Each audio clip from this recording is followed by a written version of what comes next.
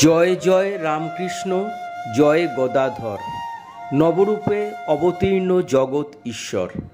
লোভিল জনম প্রভু কামার পুকুরে, আদি লীলাস্থান বন্দি মোড়া ভক্তি ভরে। তারপরে বন্দি সবে দক্ষিণ শহর, যথায় মধ্যম লীলা সাধন বিস্তর। নতশিরে বন্দি শেষে অন্তর্লীলা স্থান, কাশীপুরে অবস্থিত বিখ্যাত উদ্যান। এই উদ্যান বাটিকার কি কব মহিমা, ব্যাস বাল্মীকাদি যারে দিতে নারে সীমা। প্রভুর হইল ক্ষত গলার ভিতরে, ভক্তগণ আনে হেতা চিকিৎসার তরে। বিস্তীর্ণ বাগানখানি ঘেরা চারিধার, প্রশস্ত দ্বিতল বাটি ভিতরে তাহার।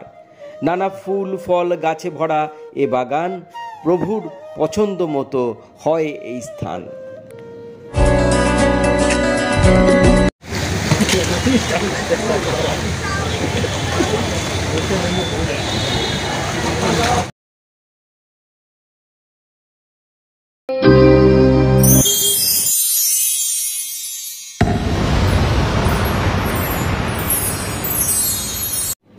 আজ 9ই আগস্ট শনিবার, শুভ রাখি পূর্ণিমার দিন বিকালে চলে এলাম শ্রী শ্রী রামকৃষ্ণ পরমহংসদেবের অপার মহিমায় ভরা কাশীপুর উদ্যান বাটিতে।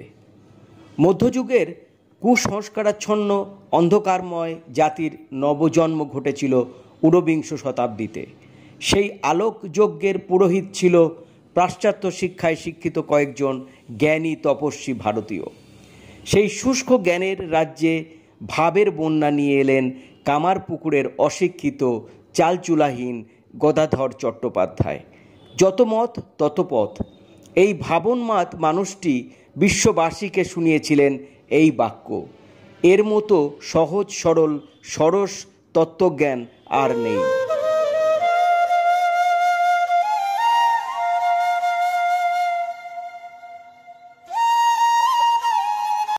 যে সাধনা করতে বৈদান্তিক সাধক তোতাপুরীর লেগেছিল 30 বছর, তা মাত্র 3 দিনে সম্পন্ন করলেন গদাধর।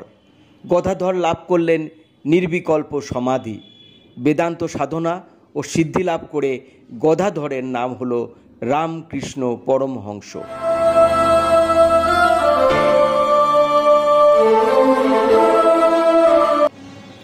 1886 সালের 1 জানুয়ারি ঘটেছিল এক চমকপ্রদ ঘটনা।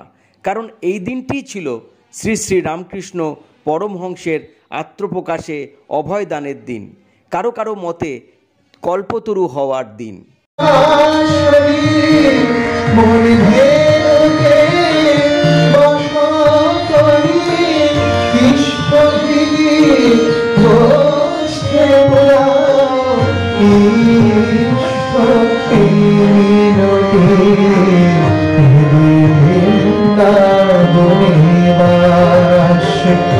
যদি করো কমলাপতি ওহে ভক্তি প্রিয় আমার, ভক্তি হবে রাধাসী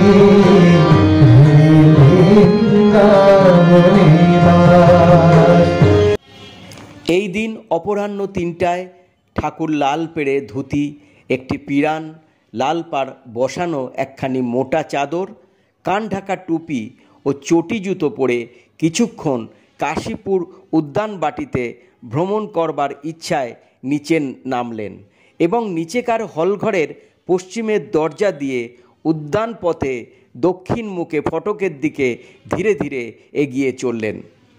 ওই রূপে বসতবাটি ও ফটকের মধ্যস্থলে উপস্থিত হয়ে ঠাকুর গিরিশ, রাম, অতুল প্রভৃতি কয়েকজনকে পথের ধারে পশ্চিমের আম গাছের ছায়ায় দেখতে পেলেন এবং সহসা গিরিশচন্দ্রকে সম্বোধন করে বললেন, গিরিশ, তুমি যে সকলকে এত কথা আমার অবতারত্ব সম্বন্ধে বলে বেড়াও, তুমি কি দেখেছ, বুঝেছ? গিরিশ ঠাকুরের পদতলে নতজানু হয়ে করজোড়ে উপবিষ্ট হয়ে বললেন, ব্যাস বাল্মীকি যার কথা বলে অন্ত করতে পারেনি, আমি তার সম্বন্ধে বেশি কি আর বলতে পারি? গিরিশের এমনতর কথা শুনে ঠাকুরের সর্বাঙ্গ রোমাঞ্চিত হয়ে উঠল এবং সমাধিস্থ হয়ে রইলেন।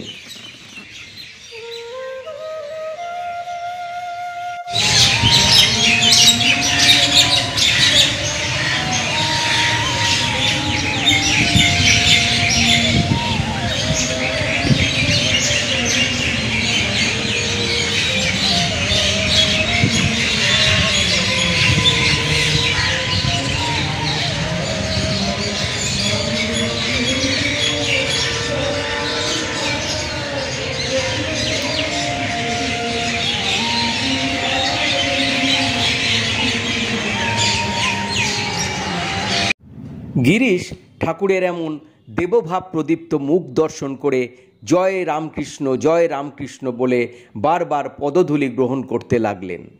এরপর অর্ধবাহ্য দশায় হাসি মুখে ঠাকুর বললেন, তোমাদের আর কি বলিব, তোমাদের সকলের চৈতন্য হোক।